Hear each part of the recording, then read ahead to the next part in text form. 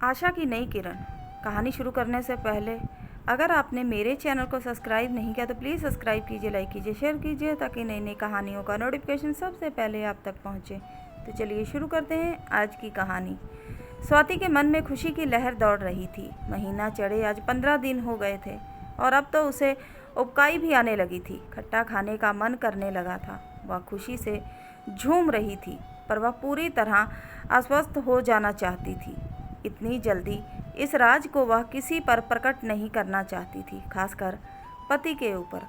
15 दिन और बीत गए, दूसरा महीना भी निकल गया। अब वह पूरी तरह अस्वस्थ थी। वह सचमुच गर्भवती थी। शादी के 10 वर्ष बाद वह माँ बनने वाली थी, परंतु माँ बनने के लिए उसने क्या क्या खोया यह केवल वही जानती थी।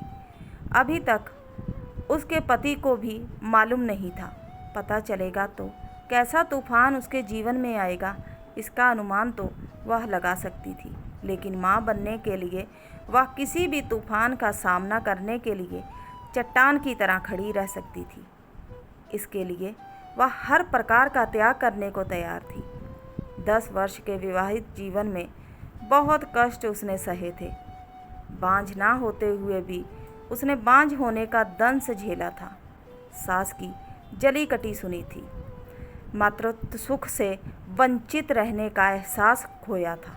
आज वह उन सभी कष्टों, दुखों, व्यग्र भरे तानों और उल्हानों को अपने शरीर से चिपके घिनौने कीड़ों की तरह झटक कर दूर कर देना चाहती थी।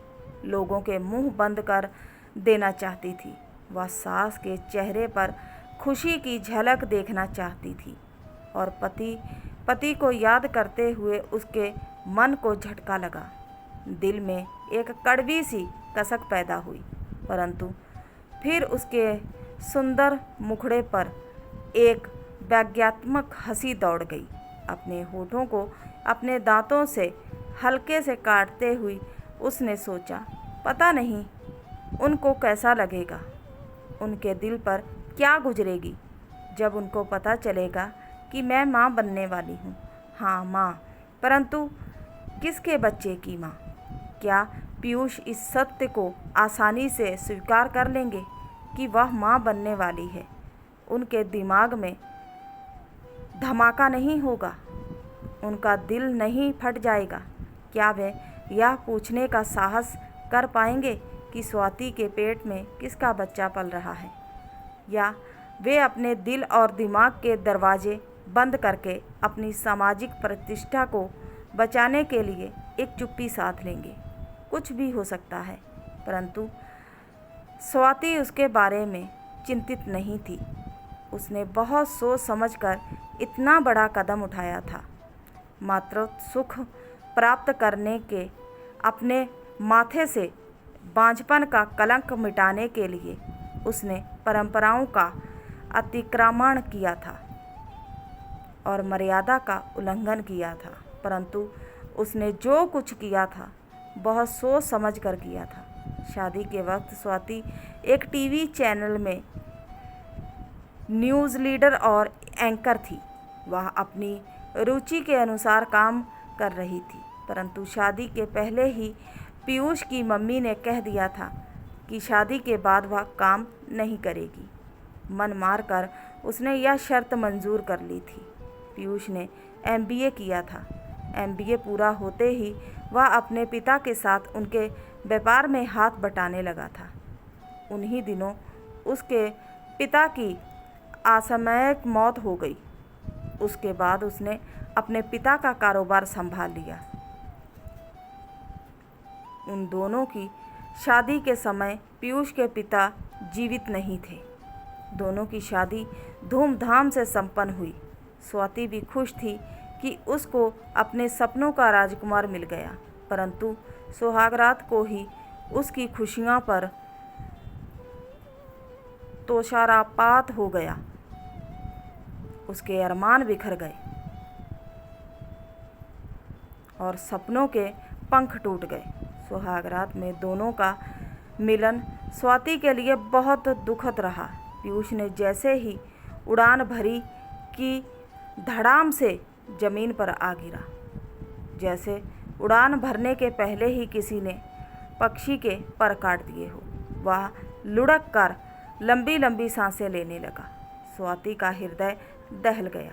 मन में एक डर बैठ गया, अगर ऐसा है तो दाम्पत्य जीवन कैसे पार होगा। फिर उसने अपने मन को तसल्ली देने की कोशिश की। हो सकता है पहली बार के कारण ऐसा हुआ हो। उसने कहीं पढ़ा था कि प्रथम मिलन में लड़के अत्यधिक उत्तेजना के कारण जल्दी स्खलित हो जाते हैं। यह असामान्य बात नहीं होती है, धीरे धीरे सब सामान्य हो जाता है। काश ऐसा ही हो, स्वाति ने सोचा, परंतु स्वाति की शंका निर्मूल नहीं थी। उसकी आशाओं के पंख किसी ने नोच कर फेंक दिए थे। उसकी सोच भी सत्य सिद्ध नहीं हुई। पीयूष के पंख सचमुच कटे हुए थे। वह बहुत लंबी उड़ान भर सकने में असमर्थ था। स्वाति अपने पर रोती, परंतु कुछ कर नहीं सकती थी। दाम्पत्य जीवन के बंधन इतने कड़े होते हैं कि कोई भी उनको तोड़ने का साहस नहीं कर सकता है। अगर तोड़ता है तो शरीर में कहीं ना कहीं घाव हो जाता है। स्वाति के जीवन में खुशियों के फूल मुरझाने लगे थे, परंतु वह पढ़ी लिखी थी। उसने आशा का दामन नहीं छोड़ा। आधुनिक युग विज्ञान का युग था।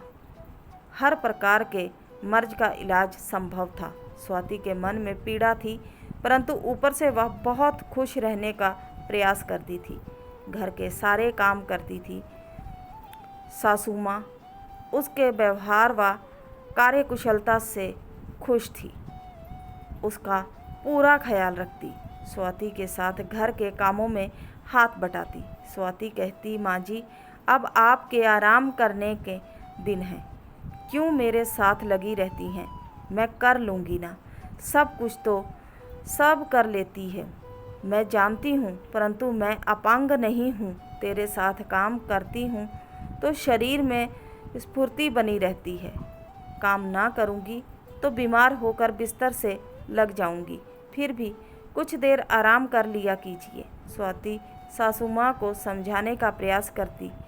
तेरे आने से मुझे आराम ही आराम है। बस एक पोता देकर तू मुझे बची खुशियाँ दे दे तो मेरा जीवन धन्य हो जाएगा।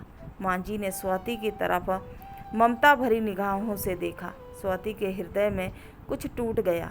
माँ जी की तरफ देखने का उसे साहस नहीं हुआ। सिर झुकाकर अपने काम में व्यस्त हो गई। समय बीतने के साथ साथ सासू माँ की स्वाति से पोता पैदा करने की अपेक्षा बढ़ने लगी। दिन बीतते जा रहे थे, उसी अनुपात में सासू माँ की पोते की प्रति चाहत भी बढ़ती जा रही थी। एक दिन उन्होंने कहा, स्वाति बेटा, अब और कितना इंतज़ार करवाओगी? तुम लोग कुछ करते क्यों नहीं? क्या कोई सावधानी बरत रहे हो? उन्होंने संदेहपूर्ण निगाहों से स्वाति को देखा। कैसी सावधानी माँ? स्वाति ने अनजान बनते हुए पूछा। वह अपनी तरफ से क्या कहती? उसे ऐसे पुरुष के साथ बांध दिया था जिसमें पुरुषत्व की कमी थी। इसमें ना उसके घर वालों का दोष था, ना ससुराल पक्ष के लोगों का दोष था, तो केवल पीयूष का, जिसने सब कुछ जानते हुए भी शादी की। स्वाति अभी तक चुप थी।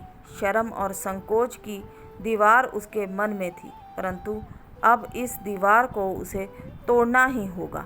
पीयूष से इस बारे में उसे बात करनी होगी, परंतु इस तरीके से कि उसके आह को ठेस ना पहुँचे और वह बात की गंभीरता को समझकर अपना इलाज करवाने के लिए तैयार हो जाए। शादी की पहली वर्षगांठ बीत गई। कोई उत्साह उनके बीच में नहीं था। स्वाति कोई जश्न मनाना नहीं चाहती थी। पीयूष और माँ दोनों की इच्छा थी कि घर में छोटा मोटा जश्न मनाया जाए, केवल खास लोगों को बुलाया जाए, परंतु स्वाति ने साफ मना कर दिया। वह लोगों की निगाहों में जगे हुए प्रश्नों की आग में तपना नहीं चाहती थी। अंत में पीयूष और स्वाति एक रेस्टोरेंट में डिनर करके लौट आए। उसी रात स्वाति ने खुलकर बात की। पीयूष से। 1 साल हो गया, अब हमें कुछ करना होगा। मम्मी की हमसे कुछ अपेक्षाएं हैं। पीयूष चौंका, परंतु बिना स्वाति की ओर करवट बदले पूछा, कैसी अपेक्षाएं? स्वाति मछली की तरह करवट बदलकर पीयूष की आंखों में देखती हुई बोली, क्या आप नहीं जानते कि एक माँ की बेटा बहू से क्या अपेक्षाएं होती हैं?